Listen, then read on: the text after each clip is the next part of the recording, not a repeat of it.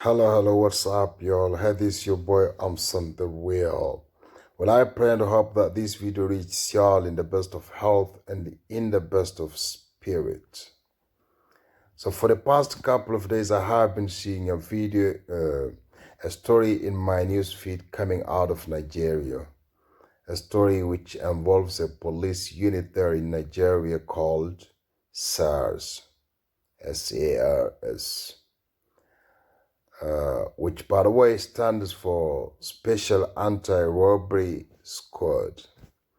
The unit was founded in 1992. And the main reason the unit was formed was to combat armed robberies, to combat kidnapping activities, and also to fight against other forms of criminal activities that involves arms.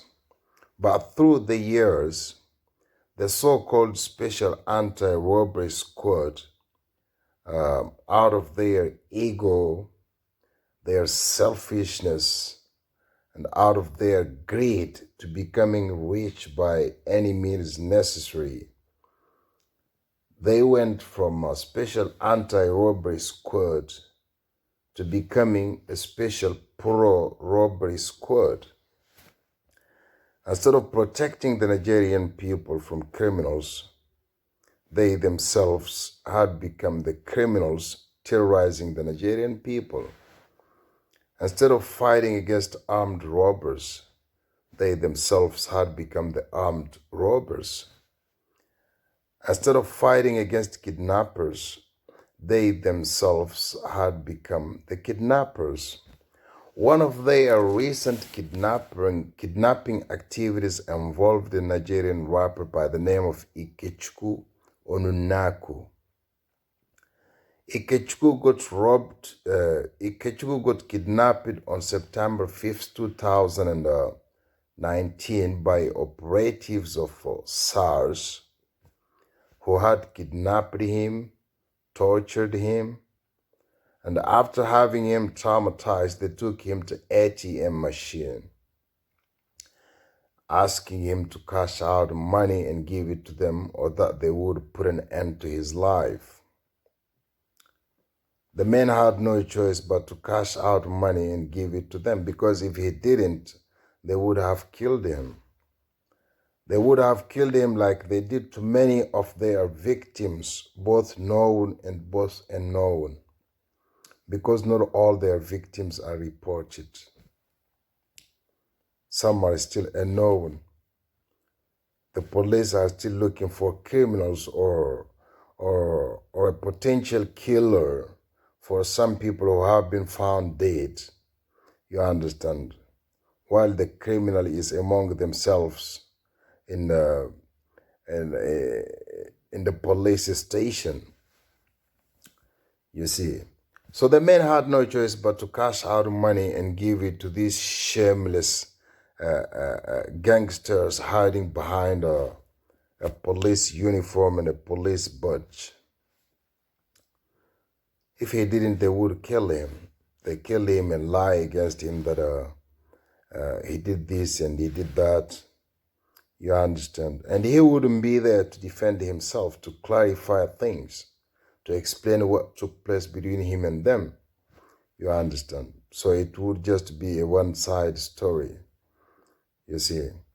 And another one of their brutality, or rather their savage activities took place on the 21st of August, 2019.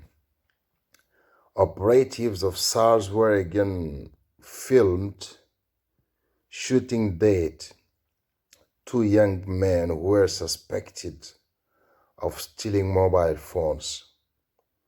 It is not like the boys resisted their arrest or that the boys had arms. No.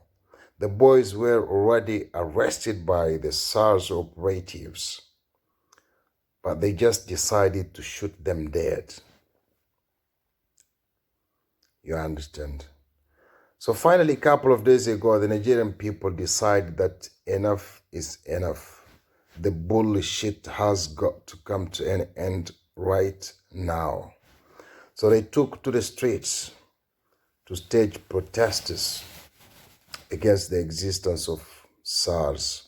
But before the protests started, let me remind you that the Nigerian people had made a lot of complaints to police stations, to government members.